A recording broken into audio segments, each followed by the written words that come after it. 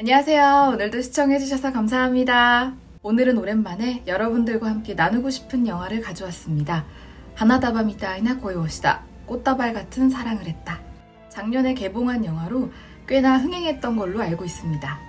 스다마사키와 아리무라 가스미가 주연이라는 점도 흥행에 한몫을 했을 테고, 영화 이마 아이니 유키마스, 나다소소, 또 드라마 니게하지 등을 만들었던 노이 노부히로 감독과 영화 세카이노 지으신데 아이오사케부를 지으셨던 사카모토 유이지 작가가 만났다는 것도 이목을 집중시킨 것 같아요. 이미 제목에서부터 꼭 봐야 될 것 같은 느낌이 들어서 벼르고 있다가 최근에서야 봤는데, 일본 감성을 좋아하시는 분들 혹은 서브컬처를 즐기시는 분들이라면 만족하시지 않을까 합니다. 쓸데없는 장면이나 버릴 대사가 없달까? 대신 일본 문화에 대한 이해가 필요한 영화기도 해요. 외국인이 이 영화를 온전히 품기는 쉽지 않겠지만 그래서 더 매력적인 작품인 것 같습니다. 일단 수다마사키가 맡은 무기와 아리무라 가스미가 맡은 키누는 대학생 때 우연히 막차를 놓친 게 계기가 되어 인연을 맺게 되는데, 여기서 일본 대학생들에게 지하철 막차를 놓친다는 게 어떤 의미를 갖는지 알면 두 사람의 만남이 영화 같으면서도 영화 같지 않다는 걸 이해할 수 있을 것 같아요. 특히 이 영화는 학창시절을 상징하는 개념들이 많이 나오는데 그 중에 빠질 수 없는 게 슈댕인 것 같거든요.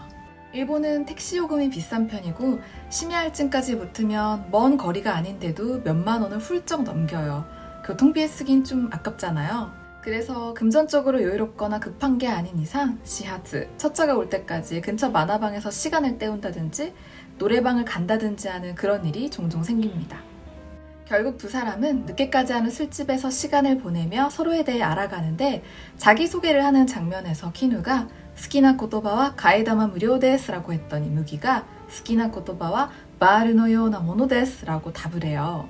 여기까지만 듣고 뭐래? 라는 생각이 들면 이 영화 맞지 않을 수 있을 것 같은데, 키누가 라면을 좋아해서 라면 블로그를 운영하고 있거든요. 그래서 그런 키누를 잘 설명해주는 말인 것 같고, 사실 무기가 한 말은 진짜 무슨 소린가 싶을 수 있는데, 뉴스 같은 데서 형사사건 보도할 때 마르노 요나 모노라는 표현이 종종 나와요. 이게 마르라는 도구라고 단정 지을 수 없어서 이렇게 표현하는 거겠지만 듣는 사람 입장에서는 확 와닿지 않는 거죠. 에? 마르노 요나 모노 때 나니? 미타이나? 근데 이게 무기가 평소에 그런 생각을 하는 사람이라는 걸 알려주는 그런 장치가 아닐까 해요. 그리고 키누랑 무기 두 사람은 비슷한 취향을 가지고 있는 걸로 나와요. 그래서 빠르게 가까워지는데, 아무에게도 이해받지 못했던 취향을 유일하게 공유할 수 있는 사람을 만났다는 게 얼마나 흥분되는 일이겠어요.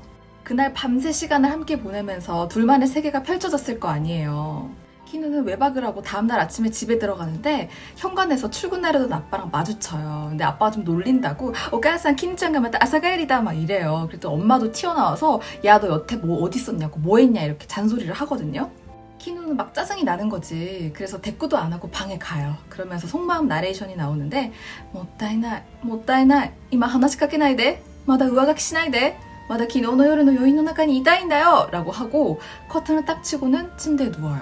이게 어떻게 찾아온 감정인데 그런 일상적인 잔소리로 묻혀버리면 얼마나 아깝겠어요. 제가 너무 흥분했죠. 그리고 이게 일본에서 생활하다 보면 일상적으로 접할 수 있는 사소한 것들이 많이 나오는데, 예를 들어 야키소바빵 진짜 맛있잖아요.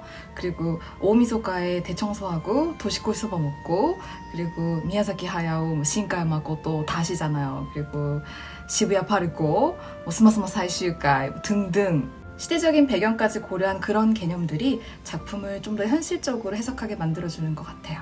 그리고 두 사람의 연애가 5년 차에 접어들려고 할 때 이별을 앞둔 여느 연인과 다르지 않은 모습을 보여주거든요. 뭐랄까 활짝 핀 꽃다발을 서로에게 안겨줄 수 없는, 혹은 받았다고 해도 진심으로 기뻐할 수 없는 그런 단계에 접어든 거죠. 근데 그럴 때 주변에서 꼭 한마디씩 하잖아요. 키누한테도 어떤 남자가 이별을 권장하는 듯한 그런 말을 하는데, 저도 연애 기간이 길어질 때 자주 들었던 말이라 웃지 않을 수가 없었어요. 恋愛って生ものだからさ、賞味期限があるんだよ。一人の寂しさより二人の寂しさの方がよっぽど寂しいって言うし.